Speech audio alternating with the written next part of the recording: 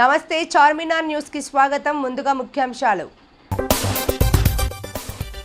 YCP మాజీ MLA Thopudurthi Prakash రెడ్డిని పోలీసులు గురువారం అరెస్ట్. తెలంగాణలో ప్రస్తుత రాజకీయాల పరిణామాల మధ్య టీఆర్ఎస్ చీఫ్ కవిత కీలక వ్యాఖ్యలు. వైరా నియోజకవర్గం టీపీసీసీ సభ్యులు వడ్డే నారాయణరావు ఆధ్వర్యంలో కొనిజర్ల మండల కాంగ్రెస్ పార్టీ నాయకులతో సమావేశం నిర్వహించారు.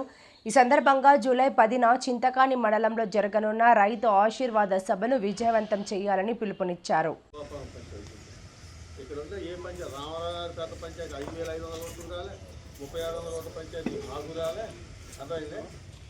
తర్వాత తనిఖీల 4500కి రాదు 1000 ఓట్లను పంచాయతీ మీకు వచ్చి 400 రావాలి. ఈరోజు ములకలపల్లి మండలం రామచంద్రాపురం పంచాయతీ రామచంద్రాపురం గ్రామంలో రాష్ట్ర ప్రభుత్వం 7 ఎకరాల వరకు రైతులకు రైతు బంధు రైతు భరోసా నిధులను విడుదల చేసిన సందర్భంగా గ్రామ రైతులు హర్షం వ్యక్తం చేశారు. ఈ సందర్భంగా తెలుగు రాష్ట్ర ముఖ్యమంత్రి యనుమల రేవంత్ రెడ్డి, ఉప ముఖ్యమంత్రి ఆర్థిక శాఖ మంత్రి బట్టి విక్రమార్కకి, వ్యవసాయ శాఖ మంత్రి వర్యులు తుమ్మల నాగేశ్వరరావుకి, రెవెన్యూ గృహ నిర్మాణ శాఖ మంత్రి వర్యులు పొంగినేటి శ్రీనివాస్కి, స్థానిక ఎమ్మెల్యే జారే ఆదినారాయణ చిత్రపటాలకి పాలాభిషేకం నిర్వహించి రైతు సంక్షేమానికి ప్రభుత్వం తీసుకుంటున్న నిర్ణయాలను అభినందించారు. రైతుల పట్ల ప్రభుత్వం చూపుతున్న చిత్తశుద్ధికి కృతజ్ఞతలు తెలుపుతూ ఇలాంటి సంక్షేమ కార్యక్రమాలు నిరంతరం కొనసాగాలని ఆకాంక్షించారు. జగన్నాథపురం మత్కేపల్లి క్రాస్ రోడ్ వద్ద జూలై 9న నిర్వహించే రైతు మేళాకు సర్వం సిద్ధం చేశామని, స్టాళ్లతో ఆధునిక వ్యవసాయ పద్ధతుల ప్రదర్శనలను రైతులు వినియోగించుకోవాలని జిల్లా కలెక్టర్ దివాకర్ టీఎస్ పిలుపునిచ్చారు.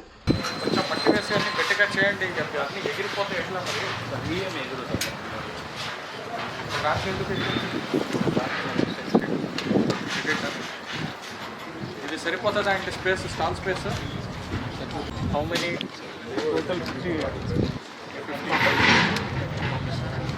stalls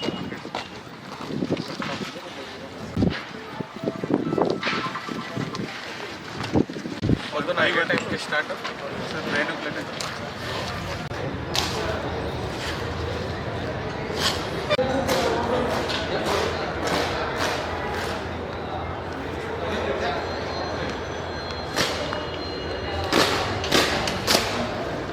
అరేంజ్మెంట్ ఏమేమి చేస్తున్నారు పెడతాను స్టేజ్ డిపిఓ గారు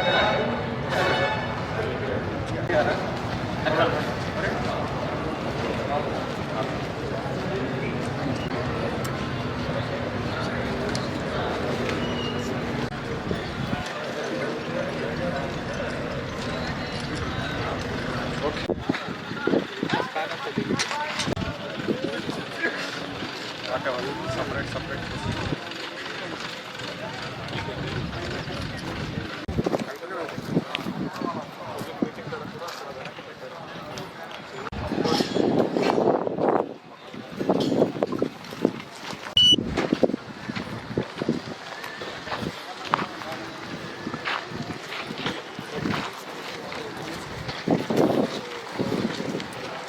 పోదాం.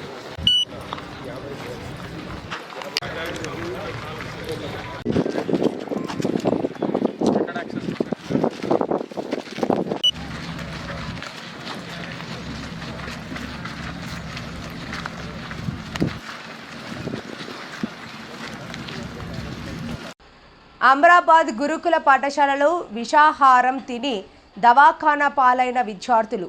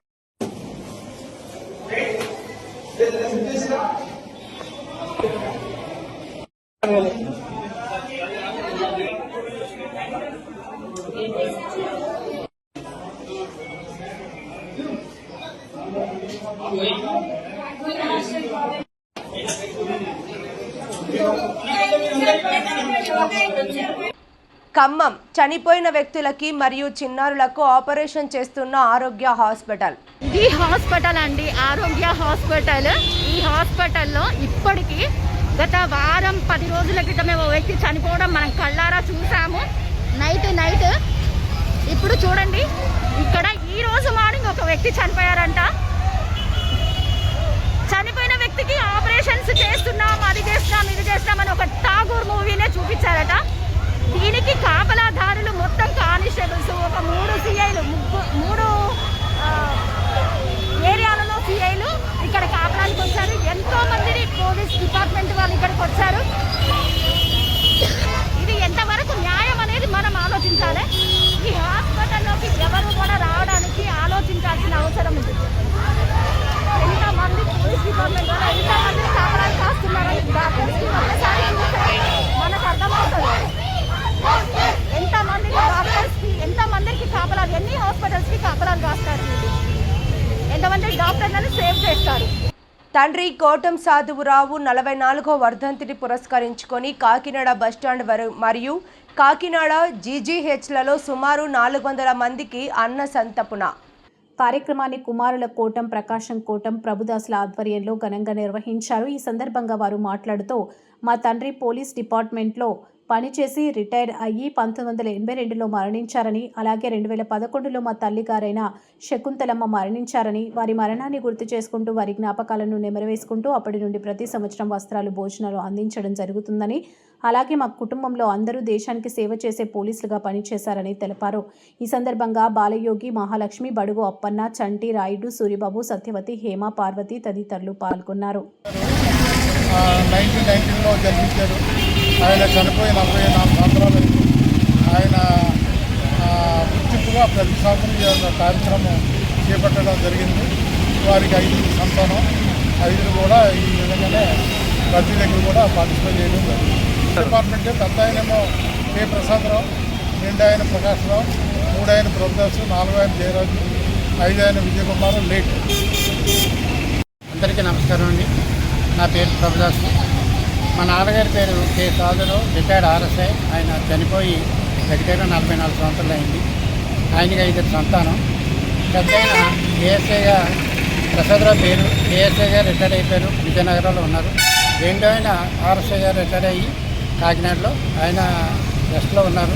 నేను 3 ఆయన్ని. నేను ఏఎస్ఐగా రిటైర్డ్ అయిపోయాను. నా 4వ తమ్ముడు జయరాజు, హౌల్దార్ మేజర్, ఆయన రిటైర్డ్ అయిపోయారు. నా 5వ తమ్ముడు కె విజయకుమార్, ఆయన ఏఆర్ఎస్ అయిపోయి మొన్ననే ఓ 4 ఇయర్స్ అయింది చనిపోయి. మా నాన్నగారు 82లో చనిపోయారు. అప్పటి నుంచి కూడా మేము ఈ యొక్క కార్యక్రమం ఎలాగంటే ఒక 300 మంది 400 మందికి వస్త్రదానం ప్లస్ ఈ భోజనాల సప్లై కూడా చేస్తున్నాము. ప్రతి సంవత్సరం కూడా ఈ రోజుకు క్రమం తప్పకుండా చేస్తున్నాం. తండ్రి మా అమ్మగారు కూడా 2011లో చనిపోయారు. ఆవిడ పేరు మీద కూడా మేము ప్రతి సంవత్సరం మా అమ్మగారి పేరు మీద, మా నాన్నగారి పేరు మీద వస్త్రదానం అయితేనేమి, ఇలాగ అన్నదానం అయితే ప్రతిసారి కూడా మేము సక్సెస్ఫుల్గా చేయడం జరుగుతుంది. మరి ఈరోజు కోటం ప్రభుదాస్ గారి తండ్రి గారైన కోటం సాధురావు గారు ఆర్ఐ రిటైర్డ్. ఆయన 44 సంవత్సరాలు, ఆయన చనిపోయిన 44 సంవత్సరాలు అయింది. ఆయన వర్ధంతిని పురస్కరించుకొని 250 మందికి ఇక్కడ పేదలకి అన్నదానం చేస్తున్నారు. ఆయన మంచి స్పోర్ట్స్ మ్యాను. దాంతో మరి ఆయన మీద ఉన్న గౌరవంతో మేము అందరం కూడా ఏదో చిన్న చిత్తగా ఆటలాడుకుంటూ ఆయన చూస్తూ మేము డిప్రెస్ రిపోర్ట్స్లో పెరిగాం. దాన్ని పురస్కరించి ఆయన మీద ఉన్న అభిమానంతో మేము అందరం కూడా ఈరోజు 15 మంది దాకా కూడుకొని ఇంచుమించు మరి ఈ అన్నదానంలో పార్టిసిపేషన్ చేసాం. అయితే మరి వేరే గుళ్ళ దగ్గర కూడా ఇవ్వడం జరిగింది. సుమారుగా 400 మందికి మరి అన్నదానం చేశారు. ఇంకా వస్తుందని కూడా మొన్న పోయిన వారంలో పెట్టేసరి అంతా ఒకసారి క్లమ్జీగా ఉంటుందని ఇలా ప్రతి సంవత్సరం కూడా వాళ్ళ అమ్మగారు అన్నాడు శకుంతల అమ్మగారి పేరుని చెప్పి కూడా అన్నదానం వస్త్రదానం కూడా చేస్తున్నారు. వేరే వేరే గుళ్ళ దగ్గర అయితేనేమి చర్చి దగ్గర అయితేనేమి ఇస్తూ ఉన్నారు. మరి దేవుడు వీళ్ళ కుటుంబాన్ని కూడా మరి ఆశీర్వదించాలని మనసారా కోరుకుంటూ వచ్చిన మీడియా మిత్రులందరూ కూడా వందనాలు చెప్పుకుంటూ మరి చిట్టుబాబు. కాకినాడ టీడీపీ రూరల్ నియోజకవర్గం ఇన్ఛార్జిగా ఢిల్లీ అనంతలక్ష్మి సత్యబాబు ఘనంగా సన్మానించిన పీబీపీకే చైర్మన్ వనపర్తి వీరభద్రరావు. కష్టపడి పనిచేసే వారికి తెలుగుదేశం ప్రభుత్వంలో గుర్తింపు ఉంటుందని అనడానికి మాజీ ఎమ్మెల్యే పిల్లి అనంతలక్ష్మి సత్యబాబులకు ఈరోజు రూరల్ నియోజకవర్గం ఇన్ఛార్జిగా ఇవ్వడమేనని ఏపీ పీబీపీకే చైర్మన్ వనపర్తి వీరభద్ర పేర్కొన్నారు. గురువారం కాకినాడ రూరల్ వాకలపూడిలో గల మాజీ ఎమ్మెల్యే నివాసానికి వచ్చి శాల్వాతో పూలదండ వేసి ఘనంగా సత్కరించారు. ఈ కార్యక్రమంలో టీడీపీ నాయకులు శ్రేణులు పాల్గొన్నారు. చాలా సుదినం, ఎందుకంటే తెలుగుదేశం ప్రభుత్వం ఎప్పుడు కూడా చంద్రబాబు నాయుడు గారు కానీ తెలుగుదేశం పార్టీ ఎప్పుడు కూడా కష్టపడిన వారికి ప్రజల మనిషికి మంచి స్థానం ఇస్తారనే దానికి వేళ మా సత్యబాబు అనంతలక్ష్మి గారికి రూరల్ ఇన్ఛార్జిగా ఇవ్వడం ఒక ఉదాహరణ. మరి వేళ గత 3-4 సంవత్సరాలుగా ఎంతోమంది ఈ నియోజకవర్గానికి వచ్చి మేము లీడర్లు అని తిరుగుతున్నారు. కానీ మొట్టమొదటి నుంచి కూడా మరి మా సత్యబాబు గారు చెప్పేది ఏంటంటే నా చివరి రోజులో కూడా నా మీద జెండా కప్పి తీసుకెళ్లాలనేది ఆయన ఎప్పుడూ మాత్రం అంటారు. నిజంగా ఈవేళ రూరల్ నియోజకవర్గం తెలుగుదేశం పార్టీ మరింత పటిష్టం. ఆల్రెడీ సత్యబాబు గారి దంపతుల ద్వారా చాలా క్యాడర్ అంతా కూడా వారు అంటుంటూ వారి కోసం శ్రమిస్తూ ఉంటారు. ఈవేళ ఏ రూరల్లో ఏ బూత్కి వెళ్ళినా ఎక్కడికి వెళ్ళినా సరే మరి నేను కూడా ఇక్కడ కొన్ని అబ్జర్వర్ బూతులుగా అబ్జర్వర్గా పనిచేయడం జరిగింది. ఫోకస్ బూతులకి వాటికి కూడా నేను ఆ ఫోకస్ బూతులకి వెళ్ళినప్పుడు మరి సత్యబాబు గారు అనంతలక్ష్మి గారి గురించి లీడర్స్ కానీ క్యాడర్ కానీ చాలా మంచిగా చెప్తే చాలా ఆనందం వేసేదండి. ఇవాళ పనిచేసే మనిషికి ఇవాళ పదవి ఇవ్వడం అనేది మాకు చాలా ఆనందాన్ని కలిగిస్తుంది. మేమంతా కూడా సత్యబాబు గారి దంపతులకి కట్టుబడి ఉంటారు. ఇవాళ తెలుగుదేశం ప్రతిష్టానికి తెలుగుదేశానికి గెలిపి ఇవాళ సత్యబాబు గారికి అండగా ఉంటూ సత్యబాబు గారి నాయకత్వాన్ని మేమందరం కూడా ముందుకు తీసుకుంటూ పార్టీ విజయానికి కృషి చేస్తామని, అలాగే ఈరోజు మరి మా సత్యబాబు గారికి మా సోదరి అనంతలక్ష్మి గారికి ఈవేళ ఇన్ఛార్జిగా ఇవ్వడానికి చాలా సంతోషిస్తూ మరి చంద్రబాబు నాయుడు గారికి ధన్యవాదాలు తెలియజేసుకుంటాం. రాప్తాడు వైసీపీ మాజీ ఎమ్మెల్యే తోపుతుర్తి ప్రకాష్ రెడ్డిని పోలీసులు గురువారం అరెస్ట్ చేశారు. అనంతపురంలోని శ్రీనగర్ కాలనీలో ఆయనను అదుపులోకి తీసుకున్నారు. మడకశిర టీడీపీ ఎమ్మెల్యే రాజు తోపుదుర్తి మధ్య సవాళ్లు ప్రతి సవాళ్లు చోటు చేసుకున్నాయి. ఎమ్మెల్యే రాజుపై తోపుదుర్తి చేసిన ఆరోపణలు నిరూపించాలని, లేని పక్షంలో ఇంటి ముట్టడి చేపడతామని ఎమ్మెల్యే రాజు హెచ్చరించారు. ఎమ్మెల్యే ప్రశ్నలకు సమాధానం చెప్పేందుకు వెళ్తుండగా తోపుదుర్తిని పోలీసులు అరెస్ట్ చేశారు. ఈ క్రమంలో ఉద్రిక్తత నెలకొంది.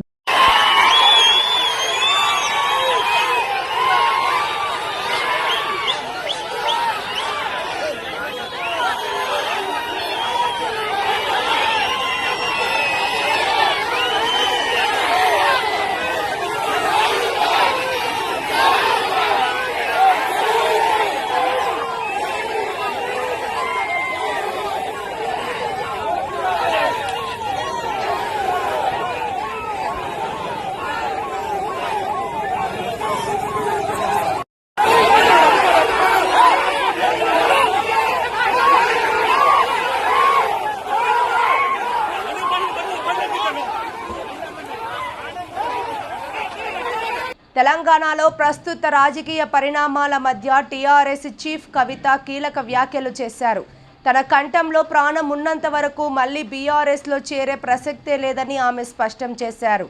తాను తిరిగి బీఆర్ఎస్లోకి వెళ్తానంటూ జరుగుతున్న ప్రచారం పూర్తిగా అసత్యమని మండిపడ్డారు. టీఆర్ఎస్ పేరును తనకు రాకుండా కుట్రలు జరుగుతున్నాయని ఆరోపించారు. బీఆర్ఎస్లో నీతి నియమాలు లేవని విమర్శించిన కవిత తల్లి చెల్లి అనే సభ్యతను మర్చి సోషల్ మీడియాలో వ్యక్తిగత దూషణలు చేస్తున్నారని తీవ్ర ఆగ్రహం వ్యక్తం చేశారు. అవినీతి అనకొండ అయినటువంటి హరీష్ రావు గారు వచ్చి పల్లికి తీసుకుంటే ఆయన ప్రెస్ మీట్ పెడతాడు. ఇక పాలమూరు ప్రాజెక్టులో అన్యాయం చేసింది ఆ గుంటనక్క. కాళేశ్వరంలో అన్యాయం చేసింది ఆయన. ఈయననే తప్పు చెప్పి ప్రజల్ని డైవర్ట్ చేస్తుందంటే ఆయన వచ్చి ఆ డ్రామా ఇంకొంచెం పెంచి ఆయన ఏందేందో మాట్లాడిపోయాడు.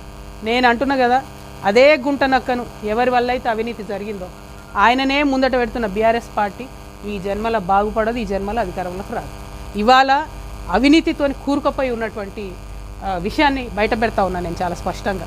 వీరొక్కరే కాదు, నిన్న మొన్న కూడా చూస్తూ ఉన్నాం, చాలా విషయాలు బయటకు వచ్చినాయి. కేటీఆర్ గారు వారి స్నేహితుడి కోసం పర్మిషన్ ఇవ్వడానికి మరి ఎన్ని రకాలుగా అదలా బదిలీ జరిగిందనేటటువంటిది అన్ని పత్రికలలో చాలా ప్రముఖంగా వచ్చింది. ఇన్ని రోజులు నేను చెప్పలే చాలా విషయాలు. ఇవాళ ఎందుకు చెప్తా ఉన్నా అంటే, అన్న మాట్లాడుకుంటూ ఒక మాట చెప్పారు మా జనార్దన్ అన్న గారు, మేము పార్టీ పెట్టుకున్నాం, మమ్మల్ని మీరు పార్టీలకు వెళ్ళి తీసేసి అవినీతి గురించి మాట్లాడినందుకు.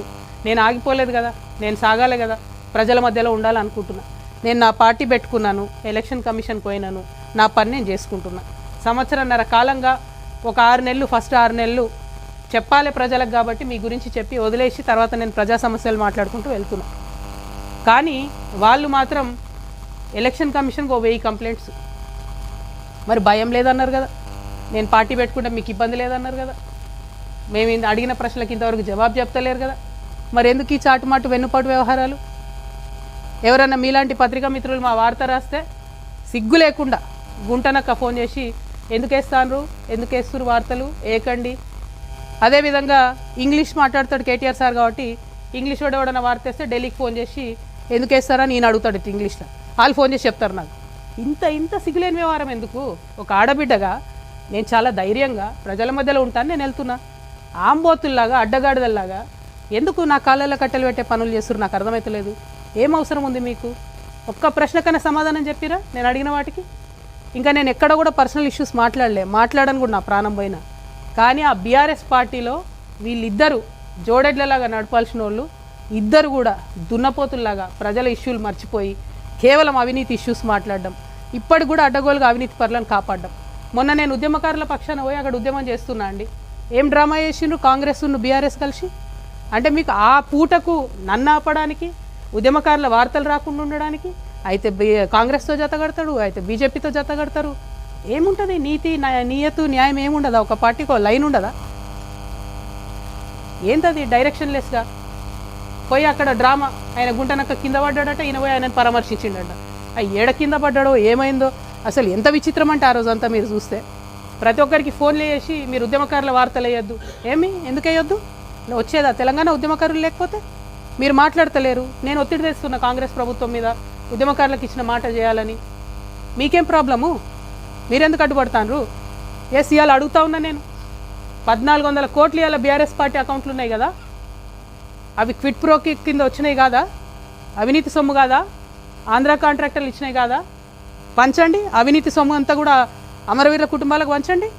కుటుంబానికి ₹1 కోటి పంచండి. రండి, పంచిన తర్వాత అప్పుడు గ్రౌండ్లకు రండి, నాతో సమానంగా ప్రజల మధ్యలోకి వచ్చి నిలబడండి. ఇలా ఒంటరిగా నేను పోరాటం చేస్తుంటే మీరందరూ డబ్బులు పెట్టుకొని వచ్చినటువంటి అనేకమైనటువంటి అవినీతితో వచ్చినటువంటి అనేకమైన అంశాలను పెట్టుకొని నన్ను ఇబ్బంది పెడతారేంది? నిన్నగాక మొన్న కేటీఆర్ గారు ఒక పేపర్ కొన్నారు 128 కోట్లో, దాదాపుగా అంతే 188, 188 కోట్లతోని పయనీర్ అని ఇంగ్లీష్ పేపర్ కొన్నాడు ఆయన. అంటే ఇక తెలుగులో ఆడిన అబద్ధాలు జాడదు అన్నట్టు ఇప్పుడు ఇంగ్లీష్లో కూడా అబద్ధాలు ఆడతారు అన్నట్టు. I'm appealing to everybody, Pioneer paper is now been bought by BRS. So please don't trust that paper. Whatever comes in Pioneer is BRS's view. ఏంది ఇది? పత్రికలు కొంటాం, యూట్యూబ్ ఛానల్ కొంటాం. ప్రజాబలం ఉండాలి, గుండె ధైర్యం ఉండాలి, ధనబలం ఉంటే ప్రదర్శించుకోండి అవసరమైన కాడ. మొన్న ఇక్కడికి వస్తే కూడా ఫ్లైట్లో వచ్చిపోయారేమో కదా, హెలికాప్టర్లలో వచ్చిపోండి. మేము సామాన్యులం, మేము కార్లలో పోతున్నాం. పాయింట్ అది కాదు. పాయింట్ ఏంటంటే ప్రజల మీద, ప్రజా సమస్యల మీద పోటీ పెట్టుకోండి మాతో. మా కాళ్ళల్లో కట్టెలు పెడితే ఏమొస్తుంది? వెనకంగా పోయి ఎప్పటికన్నా మాతోనే వచ్చి చేరుతుంది.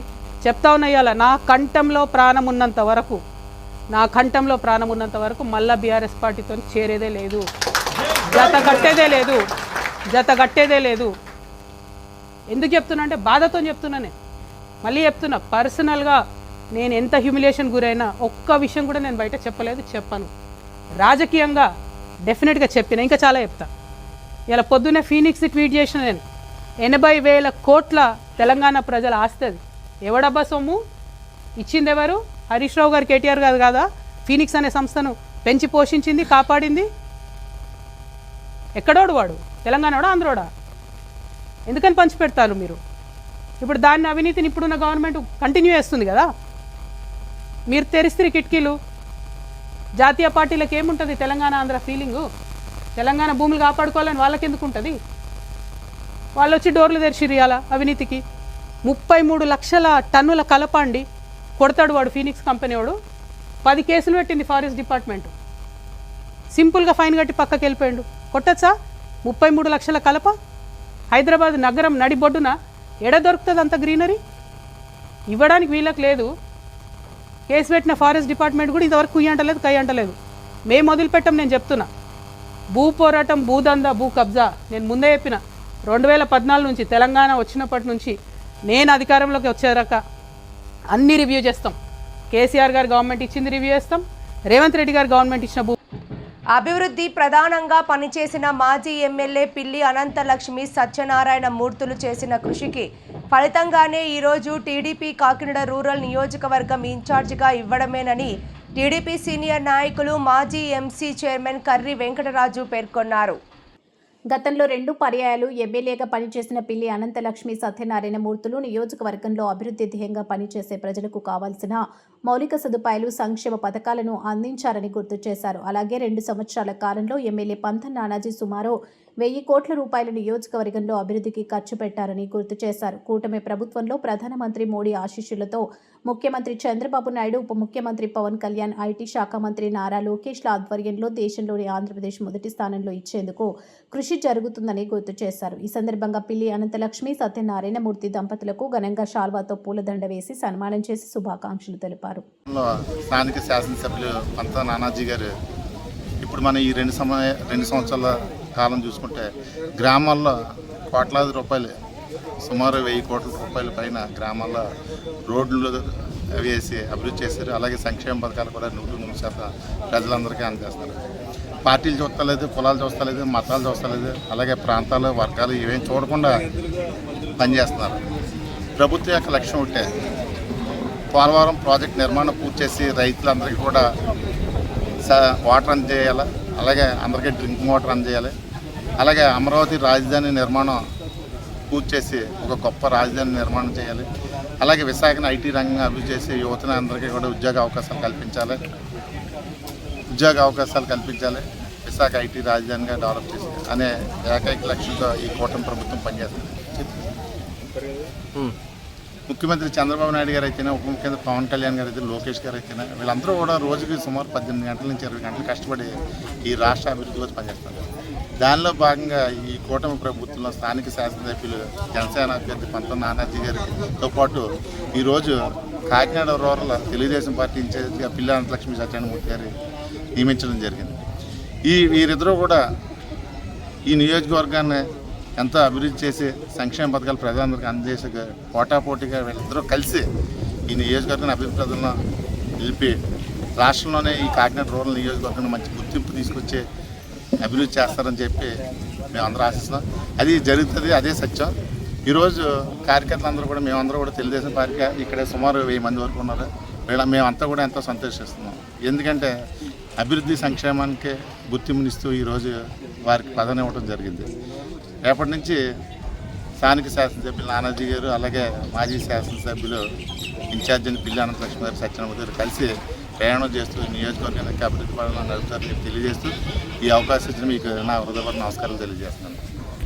మహిళల ఆరోగ్యం, ఆర్థిక స్వావలంబనకు సమాన ప్రాధాన్యం, పరిశుభ్రతపై అవగాహనతో ఆరోగ్యవంతమైన సమాజ నిర్మాణమే లక్ష్యం.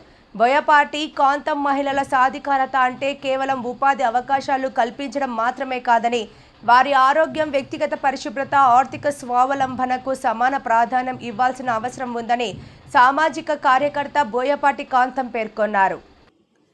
మహిళలు ప్రతి నెల ఉపయోగించే శానిటరీ ప్యాడ్లను సరైన విధానంలో వినియోగించడం, పరిశుభ్రత పాటించడం ద్వారా అనేక ఆరోగ్య సమస్యలను నివారించొచ్చన్నారు. ఈ అంశంపై మహిళల్లో విస్తృత అవగాహన కల్పించడమే తమ ప్రధాన లక్ష్యమని చెప్పారు.